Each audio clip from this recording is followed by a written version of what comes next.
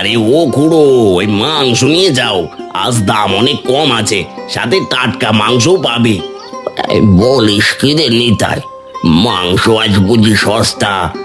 তা কি কারণে আজ দাম কম রাখছিস রে?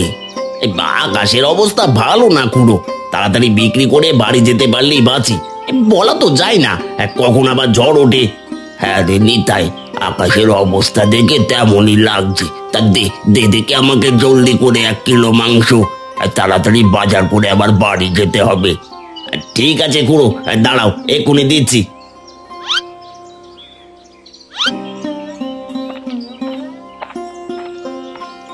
আরে ও দাদা, আজ কত করে মাংস বিক্রি করছো? বেশি না দিদি, আজ আকাশের অবস্থা ভালো না, বৃষ্টি নামতে পারে, তাই কম দামে মাংস বিক্রি করছি। তা তোমাকে 1 কিলো দেবো নাকি? ঠিক আছে, কম দাম হলে আমাকেও 8 কিলো মাংস দাও। আজ বৃষ্টি নামলে মাংস দিয়ে খিচুড়ি খাবো।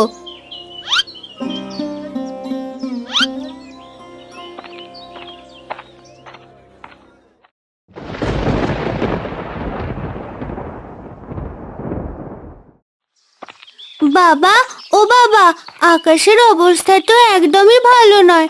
বলি, আজ বাজারে যাওয়াটা কি ঠিক হচ্ছে? ওরে, বাজারে না গেলে তো সবাইকে না খেয়ে থাকতে হবে। ঘরে যে রান্না করার মতো কিছুই নেই। তাও তো ঠিক। আচ্ছা বাবা, যদি ঝড় আসে তাহলে কি করব আমরা? তুই চিন্তা করিস না টুম্পা, ঝড় আসবে না, আর আসলেও কোথাও গিয়ে আশ্রয় নিয়ে নেব। এবার জলদি পা চালা দেখি, বাজার শেষ হয়ে যাবে যে। ঠিক আছে বাবা, চলো তাড়াতাড়ি বাজারে যাই।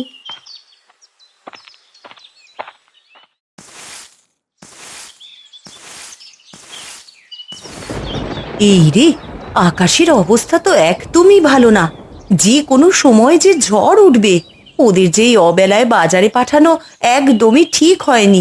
হে বিধাতা, তুমি আমাদেরকে সাহায্য করো, ওদের যেন কোনো বিপদ না হয়।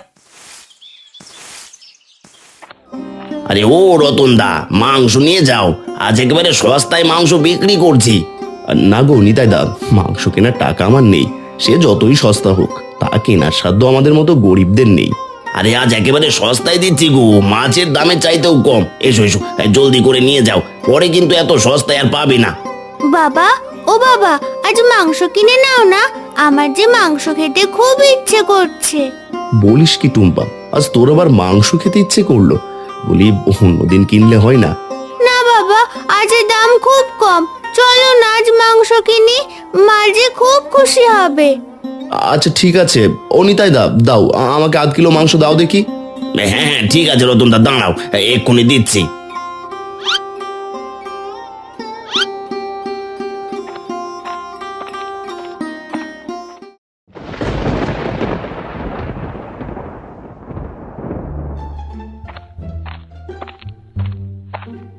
আরে কি গো রতন দা, বাপ মেয়ে বাজার থেকে ফিরলে বুঝি? হ্যাঁ রে জগাই, মেয়েটাকে নিয়ে বাজারে গিয়েছিলাম বুঝলি। মেয়েটা মাংস খেতে চাইলো, তাই মাংস কিনে নিয়ে এলাম। কি বললে, মাংস? তোমার মতো লোক মাংস কেনার টাকা কোথায় পেলো রতন দা? জীবনে তো চুনোপুটি ভাত ছাড়া কিছুই খেতে দেখলাম না। কি যে বলিস না জগাই, তাই বলে মাংস কেনার টাকা হবে না কেন? তাছাড়া আজ মাংস অনেক সস্তায় বিক্রি হচ্ছে, তাই নিয়ে এলাম। বলো কি, বটতলার হাটে সস্তায় মাংস বিক্রি হচ্ছে? এ তোমার একদমই বিশ্বাস হচ্ছে না গো। জলদি করে বটতলায় হাটে যা, নয়তো বিশ্বাস হবে না। এদিকে আকাশের অবস্থাও ভালো না, যে কোনো সময় বৃষ্টি নামতে পারে।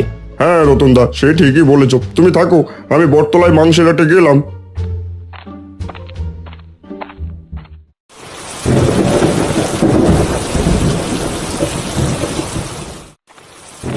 এই রে, বলতে না বলতে দেখছি বৃষ্টি নামা শুরু হয়ে গেল। আজ বুঝি বাপ মেয়েকে ভিজেই বাড়ি ফিরতে হবে। হ্যাঁ বাবা, আসার সময় ছাতা নিয়ে আসলে আর ভিজতে হতো না। আজ একটু মাংস খাবো টুম্পা, তার জন্য একটু বৃষ্টিতে তো ভিজতেই পারি, তাই না? হ্যাঁ বাবা, মাংস খাওয়ার জন্য এটুকু বৃষ্টিতে ভিজলে কোনো সমস্যা হবে না। আরে ও রতন দা, এই তুমি এখানে কি করবে? ওইদিকে তোমার জমির খবর আছে তো? কেন রে, আমার জমিতে আবার কি হয়েছে? কি হয়নি সেটাই বলো। আসার সময় দেখে আসলাম, বৃষ্টির জল তোমার জমিতে প্রবেশ করেছে। সে কি কথা? জমিতে তো আমি বাঁধ দিয়ে রেখেছি, তাহলে বৃষ্টির জল প্রবেশ করছে কিভাবে? সে তো আর আমি বলতে পারবো না গো, তবে আসার সময় দেখলাম একটু একটু করে জল তোমার জমিতে প্রবেশ করছে। বলিস কি? তাহলে তো এখনই জমিতে যাওয়া লাগবে। টুম্পা মা, তুই বাড়িতে চলে যা, আমি জমিটা দেখে আসছি। এই বৃষ্টির ভেতরে তুমি একা যাবে কেন বাবা? আমাকেও তোমার সাথে নিয়ে চলো। না রে টুম্পা মা, তোর গিয়ে কোনো কাজ নেই, তার চেয়ে তুই বাড়িতে চলে যা। ঠিক আছে বাবা।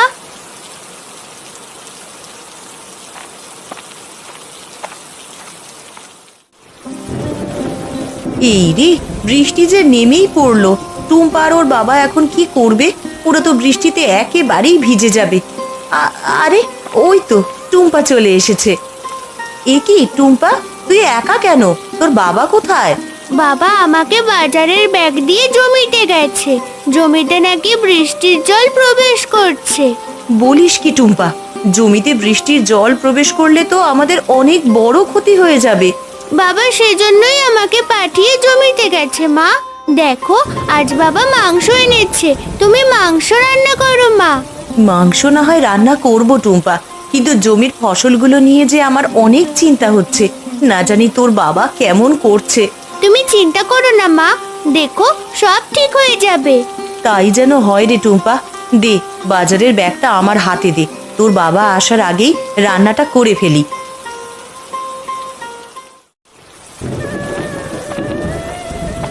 আরে এ কি, আমার এ কি সর্বনাশ হয়ে গেল গো! বৃষ্টির জলে যে আমার পুরো জমিটা একেবারে ডুবে গেছে। হায় হায় হায়, এবার সব ফসল যে একেবারে নষ্ট হয়ে যাবে। এখন আমি কিভাবে বাঁচবো? আমি যে একেবারে নিঃস্ব হয়ে গেলাম।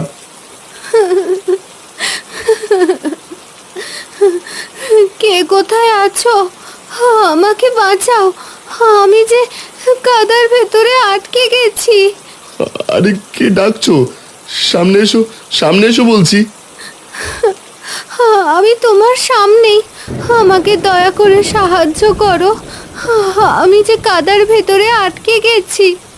আরে এ কি, তুমি তো দেখছি ছোট্ট একটা পরী, তুমি এখানে আটকে গেলে কিভাবে? ঝোড়ো হাওয়ায় আমি মাটিতে পড়ে যাই, এরপরে কাদায় আমার পা আটকে যায়। তুমি কি আমাকে একটু সাহায্য করতে পারবে? যদি আমাকে সাহায্য করো তাহলে আমিও তোমার উপকার করব। কি উপকার করবে? সে না হয় পরে করবে, চলো আগে তোমাকে সাহায্য করি। তা বলো তো তোমাকে কি করতে হবে? প্রথমে আমাকে কাদা থেকে তুলে নাও, এরপরে জল দিয়ে আমার পাগুলো ধুয়ে দাও, নয়তো আমি উড়তে পারবো না। ঠিক আছে, তুমি ওখানেই থাকো, আমি তোমাকে এক্ষুনি সাহায্য করছি।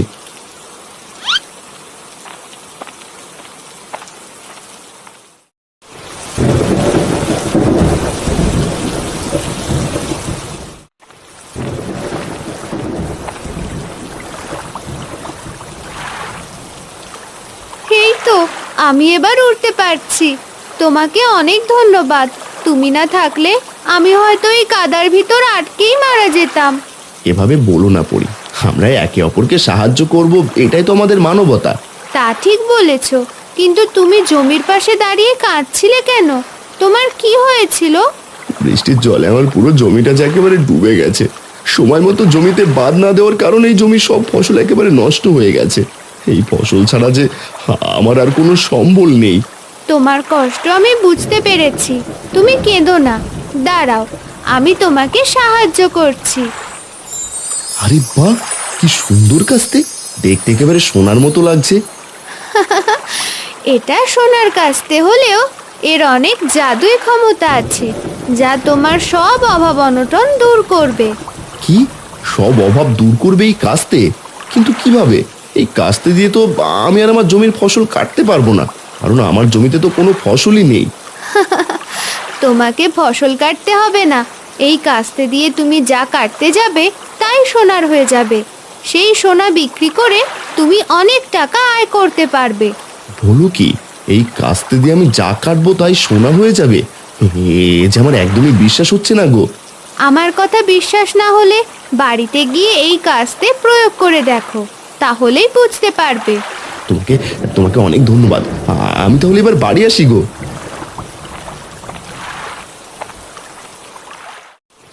মা, ও মা, আর কতক্ষণ বাবার জন্য অপেক্ষা করব? এদিকে আমার যে খুব খিদে পেয়েছে। তোর বেশি খিদে পেলে তুই মাংস দিয়ে ভাত খেতে থাক টুম্পা, আমি তোর বাবার জন্য অপেক্ষা করি। এই বৃষ্টির ভেতরে জমিতে একা একা কি করছে কে জানে। আমার যে বড্ড চিন্তা হচ্ছে। তুমি অত চিন্তা করো না মা, দেখো বাবার কিচ্ছুটি হবে না। তাই যেন হয় রে টুম্পা, তোর বাবার জমিটার কিছু হয়ে গেলে যে আমরা সবাই না খেতে পেয়ে মরবো। ওই জমিটাই যে আমাদের একমাত্র সম্বল।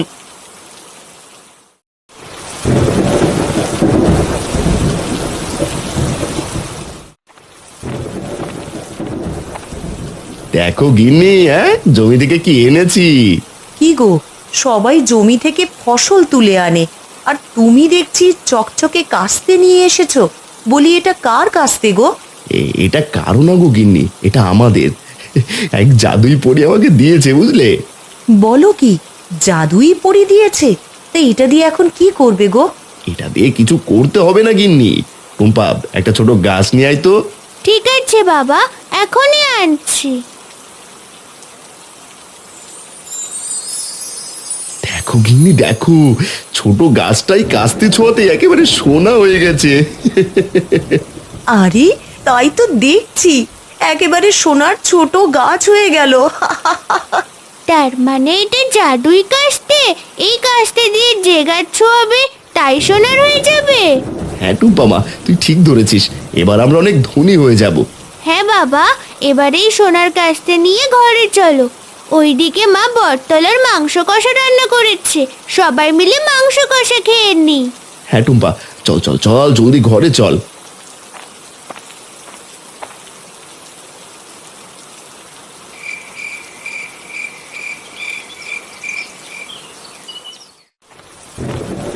এই আসো আসো, বৃষ্টির দিনে বটতলায় মাংস নিয়ে যাও।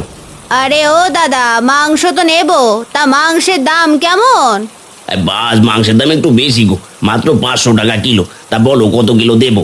500 টাকা কিলো মাংস খাওয়ার সাধ্য এই গ্রামে কারো নেই গণিতাই দা। যদি 300 টাকা হয় তাহলে আমাকে 1 কিলো দিতে পারো। এত কম দিলে আমার লস হয়ে যাবে দিদি। আর তুমি 500 টাকায় দাও, আর তোমাকে মাংস একটু বাড়িয়ে দেবো। আরে ও নিতাই, এত বেশি দাম চাইলে এক টুকরো মাংস বিক্রি করতে পারবি না। বলি দামটা একটু কমিয়ে রাখ, তাহলে আমি 1 কিলো নেব। আজ দাম 1 পয়সাও কমানো যাবে না জগাইদা।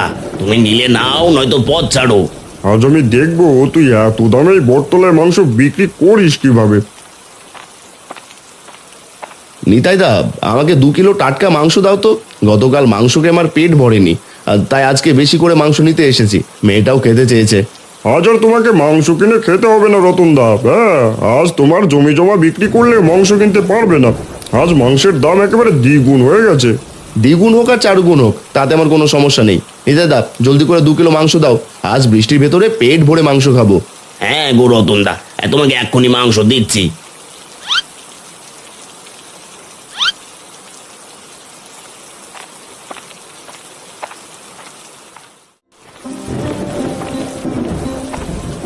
ঘরে কেউ আছো?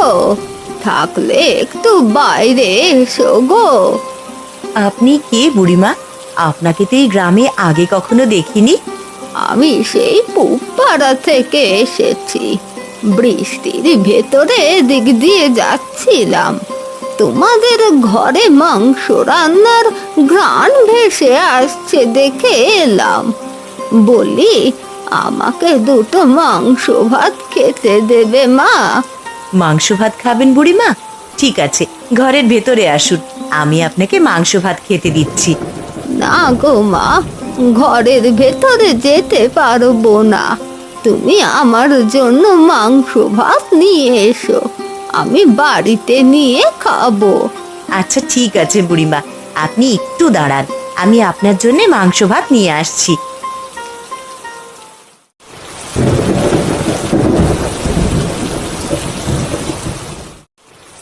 কি ব্যাপার, এই রতন হঠাৎ মাংস কিনে টাকা কোথায় পেলো? যার কিনা নুন আনতে পান্তা পুরোতো, সে কিনা এখন প্রতিদিন মাংস কিনে খায়। মনে হচ্ছে রতনদা কোনো গুপ্তধন পেয়েছে গো জগাইদা। তা না হলে প্রতিদিন মাংস কেনার টাকা কোথায় পায়? শুনেছি ওর জমিটা নাকি বৃষ্টির জলে ডুবে গেছে, তারপরেও মাংস কিনে খাচ্ছে। না না না না, ব্যাপারটা তো আমার কাছে একদমই ভালো ঠেকছে না। যা, আমার জন্য ভালোই হয়েছে। হ্যাঁ, এখন থেকে বেশি দামে রতনদার কাছে মাংস বিক্রি করবো। হ্যাঁ, তুই তোর মাংস নিয়ে থাক, হ্যাঁ, আর আমি দেখে আসি রতন এত টাকা কোথায় পায়। আরে ও জগাইদা, মাংস না কিনে তো চলে যাচ্ছ। বৃষ্টির দিনে মাংস কিনে না দিলে বৌদি তোমাকে তো আস্ত রাখবে না।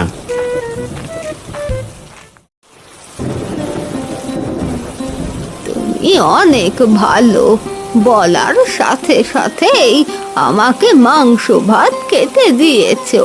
তোমার এই উপকারের কথা আমি কখনোই ভুলবো না। এভাবে বলবেন না বুড়িমা, আপনার খিদে পেয়েছে আর আমি খাবার না দিয়ে কিভাবে পারি বলুন? তাহলে আমি এবার আসি গো, বিধাতা তোমাদের মঙ্গল করুক। এই বুড়িমা আবার কে গিন্নি? তাকে তো আগে কখনো এই গ্রামে দেখিনি। বুড়িমা মাংসের ঘ্রাণ পেয়ে খেতে এসেছিল, তার বাড়ি নাকি পূব গ্রামে। সে কি কথা? তাহলে তাকে যেতে দিলে কেন গিন্নি? যাও যাও, তাকে ডেকে আনো, আজ আমি অনেকগুলো মাংস নিয়ে এসেছি। তার আর দরকার হবে না গো, আমি তাকে গতকালের মাংস দিয়ে ভাত দিয়েছি। তুমি এবার ঘরে এসো তো, আজ খুব ঝড় আসতে পারে। হ্যাঁ গিন্নি, চলো ঘরে যাই।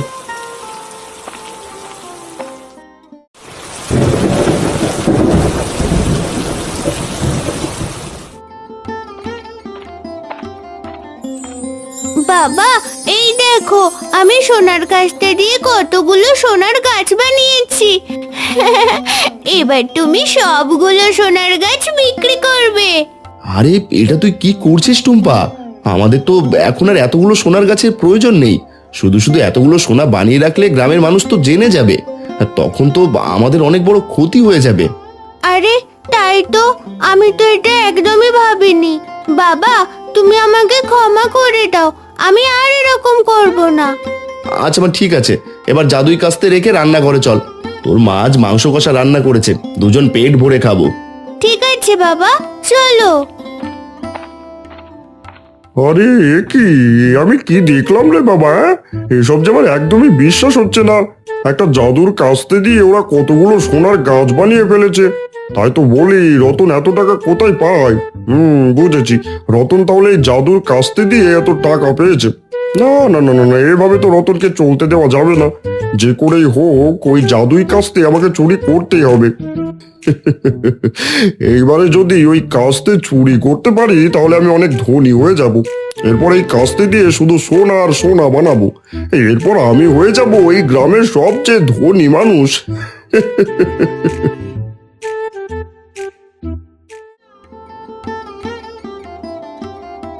আরে বাহ, আজকের মাংস রান্নাটা তো খুবই মজা হয়েছে।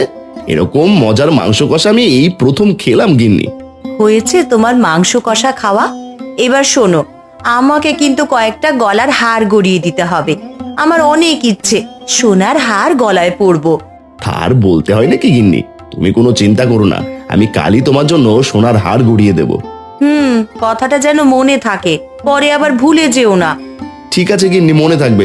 কাল সোনার গাছ বিক্রি করতে যাওয়ার সময় আমাকে মনে করিয়ে দিও। আর টুম্পা মা, তোর কিছু লাগবে নাকি? না না বাবা, আমার কিছুই লাগবে না, শুধু 3 বেলা মাংস খেতে পারলেই আমি খুশি। ঠিক আছে, আমি এখন থেকে বটতলার বাজার থেকে তোর জন্য প্রতিদিন মাংস কিনে নিয়ে আসবো।